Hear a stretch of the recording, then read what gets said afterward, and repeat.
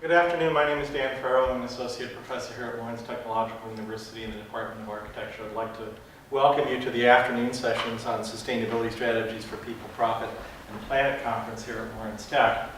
And I'm here as the panel session moderator for the two afternoon sessions today at 1 o'clock and at 2 o'clock. So I hope that you found your seminars and lectures this morning interesting, and I hope you will find these in the afternoon as well. So with that, I'd like to just go ahead and start with the introduction. We're pleased to be able to have Michelle Arquette-Palermo here today. She's the program director with the Clinton River Watershed Council. I'll give you a brief bio information on her background. She assists communities in their public education initiatives for stormwater management, as well as designs and implements environmental education, professional development programs for teachers. Michelle is former president of the Michigan Alliance for Environmental and Outdoor Education and co-chair of the Michigan No Child Left Behind Coalition. Michelle is awarded the Michigan Water and Environment Association Educational Professional of the Year Award in 2013 and was the Chevy Green Educator of the Year in 2012. It's my pleasure to introduce her this afternoon, and she will be discussing the topic of It Takes a Village to Raise an Environmental Student. So please welcome Michelle. Thank you.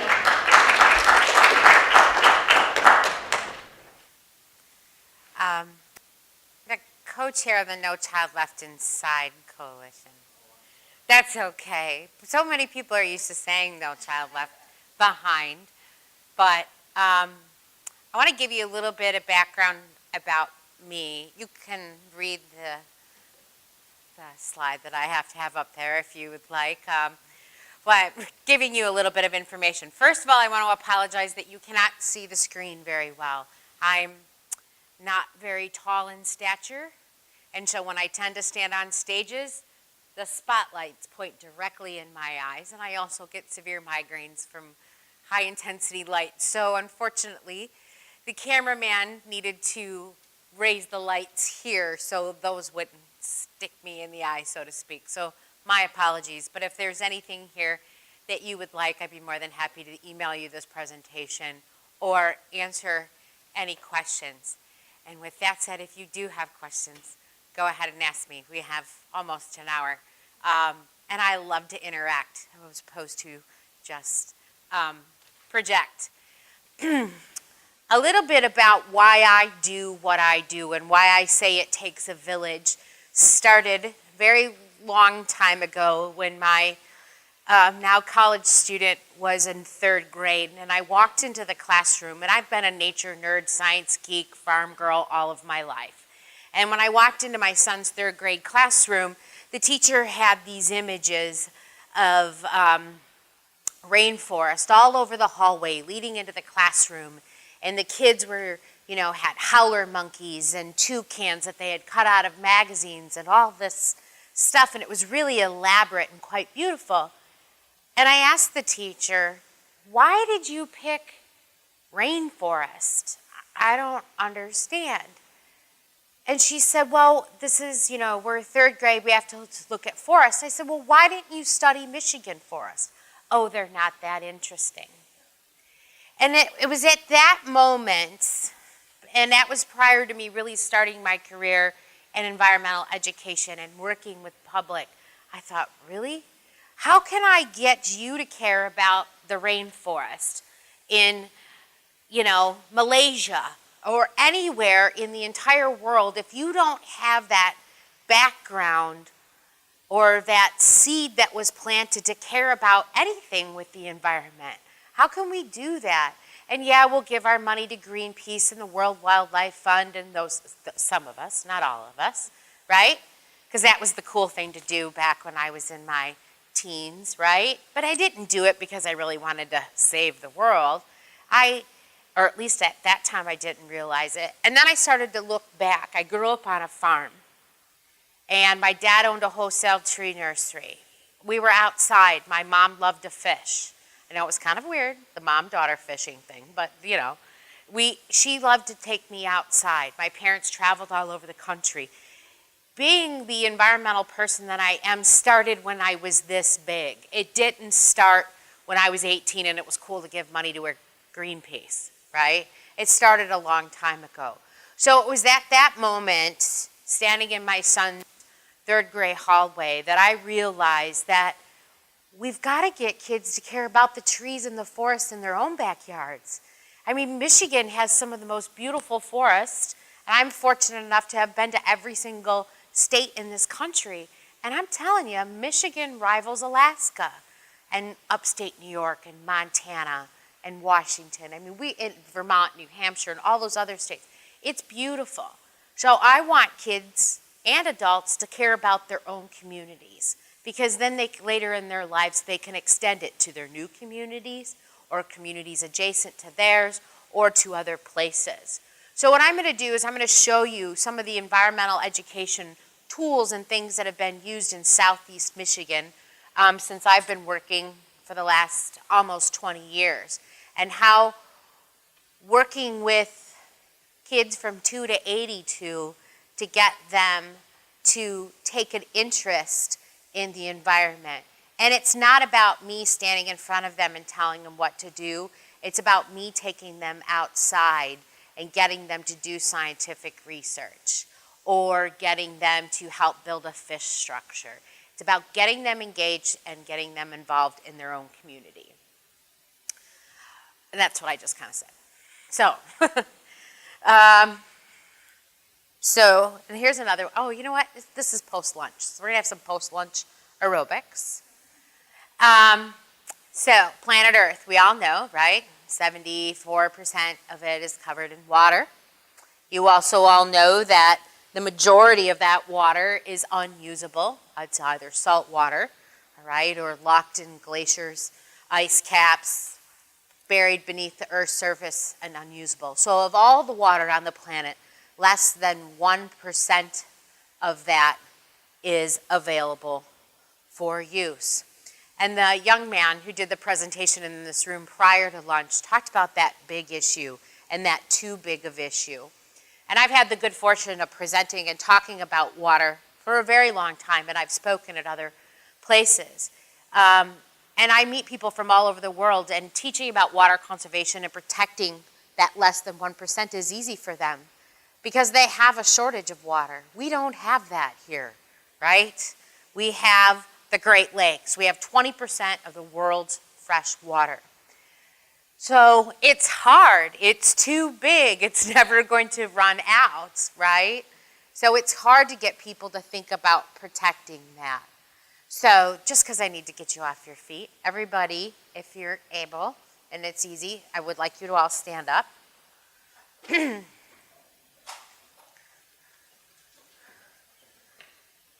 Okay, Great Lakes. If you have had the good fortune to swim, run your toes through at least one of our Great Lakes, please remain standing. So if you've never dipped a toe in a single Great Lake, please sit down. Ooh, okay. Now, if you've had the great pleasure of dipping your toes or taking a swim in at least two, and Lake St. Clair is not one of them, our Great Lakes, please remain standing. Ooh, this is a pretty water courageous group. All right, so if you've had the good fortune of swimming in at least 3 of our Great Lakes, please remain standing. That's where we usually get the biggest drop off. Oh. Fishing? Okay, we'll take that. You can stay up. You can stay up. That's fine. Yes. Okay, we're at 3, so that means 4. If you've had the good fortune of it swimming, dipping your toe, or fishing in 4 or more Great Lakes, please remain standing. If you've swam and dipped in less, you have to sit down. All right, so those of you who have had the good fortune of being in all 5 of our wonderful Great Lakes, please remain standing. And I'm standing. And yes, I have. My son and I are actually on a mission. We're going to do all 5 in one weekend next summer. So, the little one, not the big one. He's too old to hang out with Mom. So, but again, just thinking back to Jacob's presentation about being concepts too big, and it's the same thing here. It's trying to get people in a water conservation area. They're not connected to the Great Lakes, especially all 5 of them. Here we are with a number of people in the room, and there's only one of us who's actually been to all 5. So how do we get people to think about that in that context? And getting them to think about that conservation and all those contexts is like convincing my son's old soccer team to not eat very much at an all-you-can-eat buffet. You know, it's difficult. It's something that's very hard. And where we are in the Clinton River watershed, and this is true of all the watersheds in southeast Michigan and probably every single urban area across the country, is that, you know, look at all those. There's a lot of different communities there. There's a huge diversity of land use there. We've got farmers and agriculture in the north end of our watershed. Actually, I have a pointer. That's right. Up here. There it is. This is all farming and agriculture. This is that new term now. They call it ex-urban, right? So that suburbia up here. We've got some more urban through here. This is very urban here. You're not, once you get south of 12 Mile, you're not even going to see any surface water. So wide diversity of groups, and how do we get them to think about water protection, water conservation? And of course, it's all tied to the Great Lakes issue, right? Because the Clinton River, along with every other body of water in Michigan, drains to the Great Lakes, and it ultimately impacts that as well. So, where it has to start is with strong partnerships. And sometimes you need to look in those not so typical places. And again, starting in your own backyard, whether it's a river or it's a creek. And most of in the state of Michigan, you can tie that around. Or if it's not about water, you know, what is that issue? And even though we're trying to maybe solve maybe more of a regional or a global issue, how does that impact your individual community? So you want to look at who are your stakeholders, who are the people that are going to care about whatever it is that you want to solve. Of course, you got to have your everyday citizens in there. Look for that nonprofit or educational group. Is it a museum? Is it, you know, some sort of nonprofit group, a faith-based group, a topic-based group? You know, go out there and do some research. And a lot of times people forget that local government can be your partner because sometimes we think, oh, we don't want to deal with the government. I loved what you said this morning, Gwen, that you were able to do what you did at a corporate pace. Because we all know the local government pace is pretty slow, or any sort of institutional pace. And I love the fact that you were able to get done what you did at a corporate pace. So that was pretty cool. And what do you need? Sometimes you need money. Actually, in most cases, you need money. You need some sort of expertise in whatever it is that you're trying to get. You need time. You need mentors, donations of time or services or that type of thing. Whatever it is that you want to do. But you want to tackle it at all different age levels, and that's kind of where I'm going to go. Local government, how can they help you and what they do? They probably have some expert on staff, somebody. And I know this at this point in our lives, it's very difficult because a lot of us are doing the jobs of 2 or 3 people, and we're all doing a whole lot. But you know what? If someone's truly passionate or truly interested, they're motivated to find that time. And we're running into an issue with the No Child Left Inside Coalition. There's money, right, out there that's tied to this legislation that's going to give us training for teachers to get kids outside. The Department of Education doesn't have the money to have a person that's in charge of it, so we can't get the federal funding. So the gentleman that works for the Department of Ed actually takes sick days and vacation time to help our group get things done because he's passionate about it. He's motivated. So you can always find those people out there. They do exist. In Southeast Michigan, and you see a lot, even if you've walked around campus, you see the stormwater tour here on campus. A lot of what has happened for water conservation, water protection in Southeast Michigan is because of this gentleman here, Judge Fikens. There was a case, which still exists, against Detroit Water and Sewer from the government in violation of the Clean Water Act. And it's not the corporations and what we call point source pollution. It's the stormwater pollution that's coming out of your drains. So it's coming from your backyard, my backyard, the mall that I shop in, the grocery store I'm at. That's where the pollution is coming from. And Judge Fikens recognized that. And he also recognized that local government in Westland versus Canton versus Dearborn versus the city of Detroit, if everybody's trying to tackle this issue on their own of this stormwater and how to get it clean and how to educate the public, it was never going to happen. So he actually forced all the local governments to work together. There is now a formal group called the Alliance of Rouge Communities that has come out of that.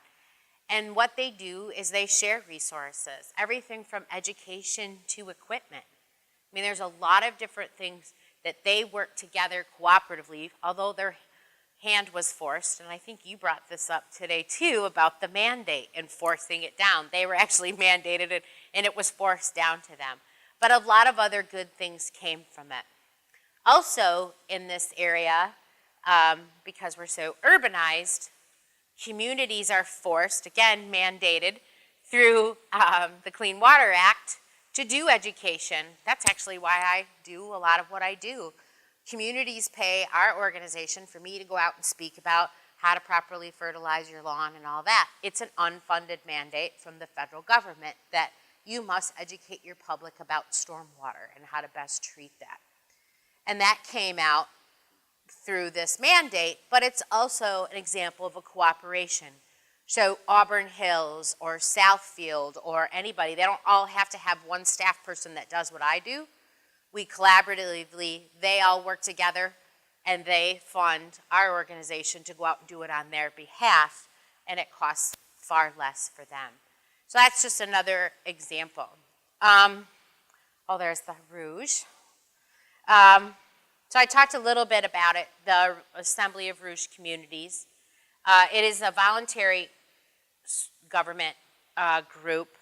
And again, they found that now all of the Rouge communities working together, doing education, advocacy, and all those things saves them a lot of money. So each community isn't creating the wheel. And also by forming this alliance or the assembly, they can get grant funding and get some of their projects and things done. The Watershed Council, like I said, we're very similar in that sense that we have a number of clients and I do all their education for them so they don't have to have somebody. Because really, do you want the DPW director telling you how to fertilize your lawn? No, probably not, right? I'd like to think I'm a little peppier than that, right? And I think maybe they might look at me and go, oh, okay, we'll listen to her, right? I don't know if you want to listen to the DPW director or some other person that's, that maybe not necessarily be good with the public. So that's a way of getting things done. That's a collaboration between 45 communities and our organization, plus 2 counties and 3 other nonprofits. And we get all that stuff done. And the cost for an individual municipality is anywhere from $250 to $5,000. $5,000 is for people who have a population over 100,000. So that gives you kind of a little bit of an idea of how that's been done. I won't go into that one. This is a group that actually Dr. Don Carpenter from LTU is on this group with me and a bunch of other folks. We kind of developed that common message. We all work together. We meet about once or twice a year. What are the messages that we want to get out? Do we really want to talk about people scooping their own dog poop this year? I know, exciting conversations, right? That's what we talk about. What do we want to send out as a region? What are the messages? For several years, it was car washing and mow high. Now we're kind of focusing on earth-friendly landscaping and dog poop. I know. But those are the kinds of, working with a regional wide group of stakeholders. And those are more geared towards adults, those messages. Who are the nonprofits that are involved in whatever it is that you seek? These are just some of the ones that we work with. Obviously, we're out protecting rivers, so Trout Unlimited really wants to be working with us, right? Because we're trying to save the habitat that they want to save also. Also, the Michigan Fly Fishing Club, who has a common mission of what you have. They also hit a variety of stakeholders, too. So you might have some groups like to work with young kids, some groups like to work with adults. We work closely with the Detroit Zoo, we work with Cranbrook Institute of Science, so there's kids, right, and families. I work with school districts, there's school kids. You work with some of these other groups, you're working with adults, so that's where it takes, you can get all different age groups. Other partners, the Michigan Alliance for Environmental and Outdoor Education, they have a really cool conference. It's next Friday on Belle Isle. They're actually letting you camp on Belle Isle. Believe it or not, they got special permission. So that was something kind of cool.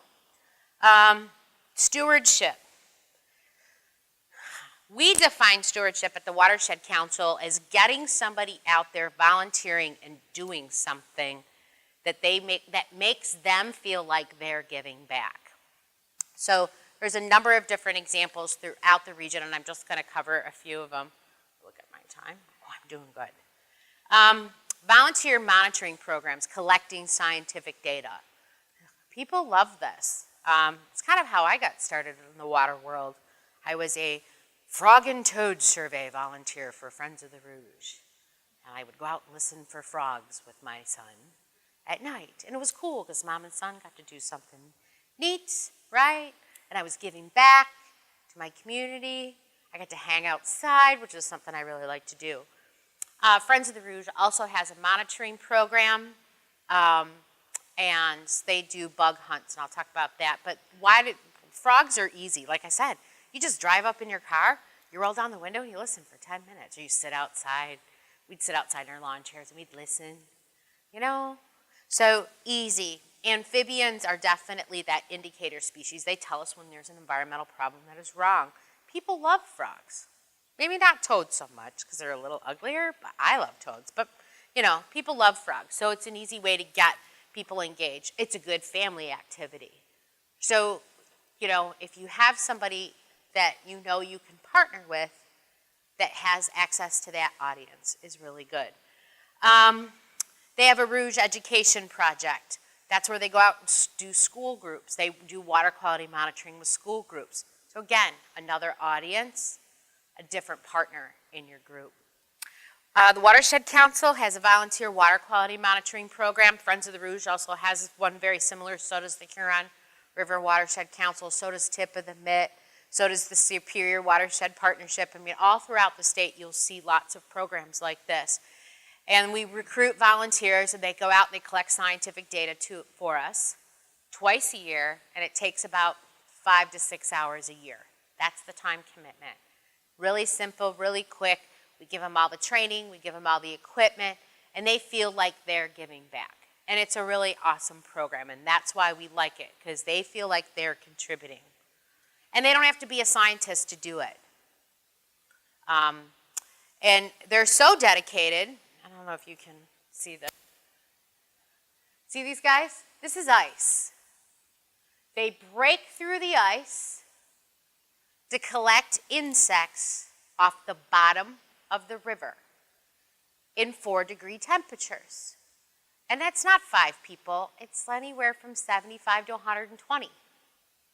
Those are people that are dedicated to the mission and dedicated to the program. If you're going to get them to come out in single-digit temperatures to collect bugs off the bottom of the river, they love what you do. They love you as an organization.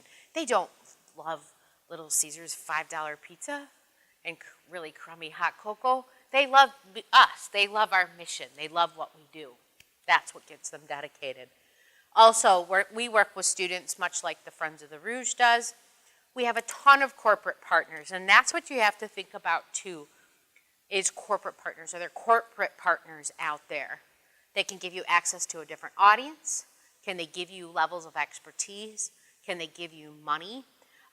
Most of the corporate partners within our Stream Leaders group, which is our water quality monitoring for school kids, they give us money to help out with nets and waiters and all that stuff, but the thing that they give back that's most important is the mentoring of the student. So I can go out in a stream with 75 kids, one very scared teacher, and 15 mentors who I've known for years, who we've trained, who know what they're doing, and they go run all the activity stations, and the teacher can stand back and go, okay, and and they can watch the whole thing. And these kids are also like, well, what do you do? Well, where do you work? And so here we have a whole community connection, not just at the financial level, but at a mentoring level. These kids are getting exposed to people who do different kinds of jobs, whether they work for a consulting firm or they work for one of the auto companies. So they're actually interacting with adults outside of their normal realm in a safe situation, doing something really cool. And then you have the corporate members who are giving back and going, wow, this is really neat. And as time has gone on, they're not allowed to give that many hours away. So a lot of my volunteers just take vacation time or sick time to help the kids out in the field. As their volunteer days become less in their corporate environment, there's no problem with them taking a vacation day to do this, and they absolutely love it. So we have a connection between generations there, and that's really important. Gets kids out doing stuff, and the kids that will tell you absolutely not are the ones that you can't get out of the river at the end. Doing cleanups in an environmental field, and Jacob talked about this, that instant feedback. These are pictures of instant feedback.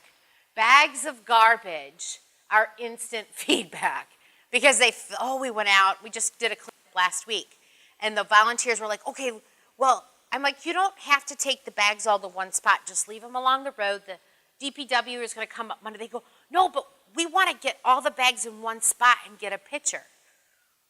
They wanted to take those steps because they wanted that instant feedback. They wanted the photo. They wanted to put it on Facebook. This is what we did today. And they cleaned up about 800 pounds of garbage. And it was about a dozen people, and they're supposed to be out there 2 hours. They were out there 3 hours. They couldn't stop. So giving them that feedback instantly was good. We also have a program that does cleanups on a smaller scale. So this is engaging a different group because it's every Wednesday, but it's from 10 a.m. to noon. So the average person like me who works can't participate. So we get a lot of retirees that like to participate this, or corporate groups that want to have a bonding, team building session. They go out and pick up trash. So it's kind of, these different programs are hitting different audiences and getting them. We get, this is some homeschool kids that we have. They only come during the nice weather, but they're out there cleaning up trash. And if you work in the nonprofit world, you all know their spouses are mandatory, right? They have to come. They don't have a choice. They might work in the corporate world. You work in the nonprofit world, but they still have to come and work with you. This is one of our colleagues' husband. He learned that she was only on the job about 2 months, and he was like, wait a minute, I have to do all these things? Yes, you're a married person in the nonprofit world. It's a must. These are our 4-star volunteers. They come every single week unless they're on vacation or out of town. But for about 15 months now, not one of them has missed more than 3 times out of that, and we do it 50 weeks of the year. They have not missed. They bring stuff like, oh, I was at Home Depot when shovels were on sale, or ropes were on sale, or whatever. They give that. They're giving back to the program. They love this program, and we had to have one of them run it this past Wednesday. Oh, you would have thought we gave them a bar of gold. Really? we're like, yeah, Chuck, we're in a bind. We don't have anybody to go. Can you? Oh, yes. He was like all excited. He has ownership of that program. And that's another tip I can tell you to give. Having events. Those are events are hard. Because I would talk to someone 2 days ago. They said, oh, I hate events. I am not an event planner. This really is horrible. So find somebody that you know and loves you dearly and ask them to plan your events. But planning events is a way that you can get families involved, get people all from all walks of life involved in whatever it was. This is a new one to me. I was on looking for logos last week, and this is a new one, Rouge-a-Palooza. Do you think they maybe liked our name? But I thought it was kind of cute. That's how we get people involved in that aspect. We also have an event, River Day, where we have awareness. Friends of the Rouge has Rouge Rescue. Water festivals, so this is like kind of an event, but this is strictly for school kids. We give them a free field trip. You mentioned that this morning, Gwen, too, about there's no money out there for field trips anymore. So this is a free field trip for kids. And then in some cases, we're actually able to help them with bus money, because then that ends up being the barrier there. But this is an event specifically geared towards school kids. We bring them onto a campus somewhere, teach them 5, 6 different lessons about water, and then we send them home. So that's a different way you can touch a different group of people. If that's something you're interested in, there is a planning guide out there for these. And just talk to me afterwards, and I'd be happy to share the efforts, share the slides with you. Sorry, I'm looking at my time. Media efforts. Oh, I was just brought into this kicking and screaming. Being in the nonprofit world, we don't have a marketing director, so we all kind of had to learn how to do this on our own. And we actually, in our organization, we're all assigned different things. I get Facebook. Amanda has the patch in Twitter. Kelly gets LinkedIn. So, you know, that's kind of the way it works for us. But get a great relationship with someone in the media, newspaper. The patch, I don't know how many of you are familiar with the patch newspapers. They're called hyper-local news. And you're actually your own reporter. If you're an organization, you can actually get your own username and password and upload articles yourself to the patch. So you have to go through a couple of different hoops, but it's kind of a way to get your word out there. Yes? Is this fair, and then like other reporters can look and pick up stories? Or like you putting it out there, you know what I mean? Like can other reporters pick it up from your... I wouldn't, I mean, I've seen it. You know, Sometimes people pick up something and run with it. Patch is owned by AOL, so Ariana Huffington, so Right. the Huffington Post and that whole media. I've seen it happen once where I've seen little things get picked up, but it doesn't happen press releases. And that's where it's really, we found that we were doing press releases out to like the masses of people, and then we'd never get picked up. And then we realized we needed to develop relationships with reporters. And then you'd shoot them a personal email. Hey, this is really cool. I think you should pick this up. Can you do this for me? And that's, you know, fine. Or we send them out, batch them, small numbers of press at a time, so it didn't look like we were blanketing the press. Sure. But that seemed to work. And I had one thing, the Miami News Herald picked up a patch story where we were doing a training on bug ID. Really? Who cares in Miami that I'm hosting a bug class in Rochester Hills? So sometimes weird stuff gets picked up, but you never know. Okay, I was just curious. Yep. That would be really convenient. Yes. I was brought into Facebook kicking and screaming by one of our board members, but now I have to do it all the time. And I'm, you know, it's been 3 years, so I'm, you know, fully immersed in it now. But, you know, and then we realized our other water groups that are in Southeast Michigan, we now have competitions. Well, you have 1,200 fans. Well, we have 1,300. And then we have competitions to see who can get the most in a 24-hour period. And it's really kind of raised the level of our visibility. I still don't get Twitter. I don't know that I'll ever get Twitter, But that's why we have a 20-something in the office, 'cause she can do Twitter, because I don't get it. So I can't speak to that one. We've also used our online media for fundraising, recognizing folks that donate. This is how I hit up half my family and friends, because I work for a nonprofit, they know they have to give. So, that's, it can also raise the level of recognition for your organization doing fundraising, social media. So no matter your cause, whether it's sustainability, it's being green, or that or the other thing, the take-home points that I want you to really have is find a champion organization. You either have to create that or find out who that champion can be. It's whether you become a volunteer for them or you try to get something else going, that's entirely up to you. Make sure you open up the process to everyone. There's a woman speaking at lunch who said something about doing a school garden, and they realized, oh, we should invite the janitor. Well, yeah. I mean, those, who's out there? And you know what? I loved what she said. She said, because he has the keys to all the closets, which is the water, and then we're going to be making the floor dirty, right? But that's a great resource, right? Oh, think about who those people are that would help be the champion of your cause. And try to, once you get your community going, see if you can bring more communities together and look what other communities are doing. Encourage citizens to take ownership. Call Chuck and go, hey, can you run the cleanup this week? Because he'll love it, right? So get that person who is still got a lot of spunk and life left in them and really wants to take something on. It will help you. And you gotta constantly look back at yourself and go, what did we do? Was this successful? Oh, it completely failed. But we learned something, so what? Yeah, it was still successful.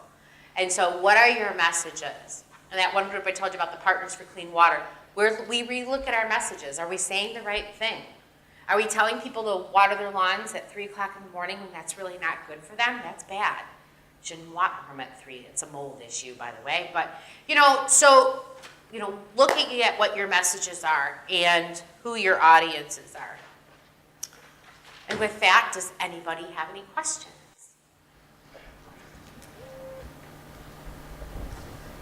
Okay. Did my job. Well, I have a quick question. What do you think is the most compelling argument for the people that support you to participate in what you do? What is it that they really believe in? For our organization, everybody needs water to survive, and we help protect and keep the water clean in their own communities. And I think that's what it is. I also think people, the members of our organization, feel like they have a voice, and that, and not just a voice about the cause, but also with their local governments, because we have such a close relationship with all of our local governments. Our members and people who volunteer for us know they can call us and go, hey, I'm having this issue because this is not draining or this, that, or the other thing. Perfect example, guy called 2 weeks ago. He goes, there's some toxic barrels and they're sitting here, we don't know what's in them. Here's some photographs, I don't know what to do. I've called the DEQ, I've called the EPA, I've called the county, he goes, and they're still here 5 days later, and they just had some caution tape wrapped around them, and nobody knew what was in these waste barrels, right? But it's chemical waste. And the guy was freaking out. So he sent us the pictures, we got the emails, we sent the email on everybody else, they were gone within 12 hours. So, so we feel like, we can have that extra step with people, the average citizen might not feel that they can go to their local government and demand and ask something, but we have a better relationship with them. So I think that's part of it. Almost like I said, clean water. Who is it, we love fishing and kayaking and all those fun things. Anybody else? Yeah. I grew up here in the Midwest, and I remember what industry was like back in the 70s and the 80s. And I suspect at that time a group like yours would probably have a very difficult time gaining hold, because industry was at its strong point and then went into decline. I guess the question I have for you now is we talk about how do you rebuild the Midwest and the loss of industries throughout this area and the economic implications of that. How are you perceived? Are you a friend of industry? Are you an impediment to industry? What do you think your role is here?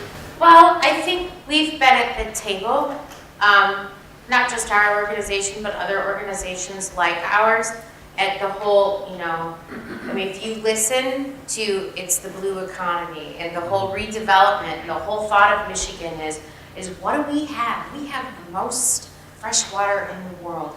How can we use that to the best of our abilities? So I think what we've been, and we still are, we get phone calls for help all the time, is that resources, how do we do it the right way? Okay, we need to build this new fire station or parking lot, or, so we get asked to be at the table from the county's executive office to corporations. So we're doing things like building bioswales and doing green infrastructure. I think, not everyone's out there like that. I mean, I look at General Motors, for instance, and how many of their facilities now are zero waste facilities or zero landfill facilities. I mean, that wasn't true before. They want to be zero landfill facilities. They want that. They're trying to achieve that. So I think at a corporate level, it's starting to, I'm personally optimistic about it. I see a better future for Michigan, and I think we can be environmental leaders. Yes. And what are your biggest challenges for the future and your efforts to keep clean water? Is it maybe changes that are possibly going to happen? Homeowners that hire True Green and get 12 applications a year. I mean, or they don't clean up after their dog. It's the big thing. Or the consumer who wants, I won't name any malls, but wants those, right around the corner, right, with those big parking lots that have 20 times too many parking spaces. It's the average person and the average consumer. That's who your big roadblock is. Yes. And because you know what, if I want 1,000 widgets, the widget company's gonna make those because they want it, but if I don't want those, but see, I'm that kind of person. I research who I buy my stuff from. I won't buy something if it's wrapped in 20 things of plastic and I have to have 2 pairs of scissors just to get into the damn thing. So, but that's me. But not every consumer is me. And as long as the demand is out there, people are going to continue to make them. We know with the car companies, right? When gas prices are way up high, what do they make? Tiny little cars that don't have a whole lot of gas, right? They don't use a whole lot of gas. And then when gas is really cheap and oil's really cheap, what do they, right? People don't care. I live in a town, Faye, you can attest to this, the 2 gas stations will be 70 cents difference, right? And the one that is 70 cents more is just as full as the one that's 70 cents cheaper. Why? Because people don't really care. And then if people don't really care and don't make that demand on it. So it's individuals. But I'm preaching to the choir in here. Yeah. You haven't mentioned fracking and the threat to our clean water. Fracking is not my issue in our office. I can tell you how I feel about it personally, but we all kind of tend to focus on different things, and our executive director and our watershed ecologists are more involved in that aspect because our Oakland County Water Resources Commissioner, of course, is very involved in that. And I just tell people, get as much information as you possibly can, and look to Colorado. That was the big thing that everybody read about in Colorado about with the flooding and all the erosion. It eroded all the ground underneath the tanks, and now they've got fracking fluid just floating in their surface water in their flood zone because the tanks all toppled and they leached all out into the floodwaters. So there's always a price to pay. And if we want cheap energy, and if we keep making those demands, the energy companies are going to look for ways to get us what we demand. It's all on us. So it's what we do. I think one person doesn't make a difference, but lots of us do, right? Yes. What's your relationship with agriculture? Obviously, fertilizers are a potential pollutant. How effective have you been working with agriculture? That is one community, unfortunately, which kind of, our relationship as a council has kind of wavered due to staff. We had one person, she was, a number of years ago, she was on before I was, got really involved with the agricultural community, really did a whole lot of education.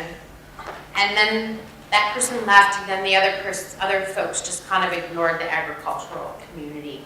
Right now, that's on our strategic plan, is to get back involved in the agricultural community in the north end of our watershed. And we do some work with them, but right now we're at a point where we just don't have the staff. But we recognize as a council that we need to get re-involved in the agricultural community in our watershed, because pretty much the whole, northern part of Oklahoma County is very agriculture. Yes. Can you just mention if any kind of work is being done on permeable pavement here in Michigan in the road commission, or would you know anything about that? I'm just real interested in it. Yes, but not from the road commission. Oh. It's not coming from the road commission. Why am I not surprised?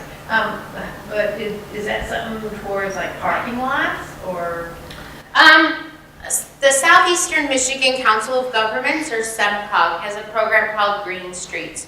And they're really, SEMCOG is more of a policy and advocate at that political level that a smaller organization like ours is not. But their Green Street program is really working with communities. Like there was a redo of Metro Parkway, 16 Mile,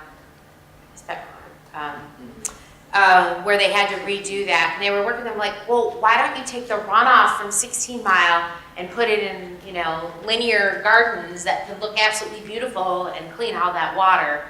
And they were like, huh? So, SEMCOG has really worked with them at a level, and they're working with the Michigan Department of Transportation now to get them to start thinking about, when you're redoing this and we're fixing this, put this in. It doesn't have to be perfectly green mode. If we educate the people as to why it's weedy, there's a cost for having all this storm water just running amok. And if we can take the water off of our roads and channel it to slow it down and clean it up and cool it down, there's a great benefit economically and ecologically for all of us. So, but they're working with the Michigan Department of Transportation. Working with the county commissions is very difficult because they like to mow everything. So, you're welcome. Is that it? Thank you, Michelle. Thanks. I want to present this to you. This is a certificate of appreciation presented to Michelle from Lawrence Tech and Michigan Interfaith Power and Light. Thanks.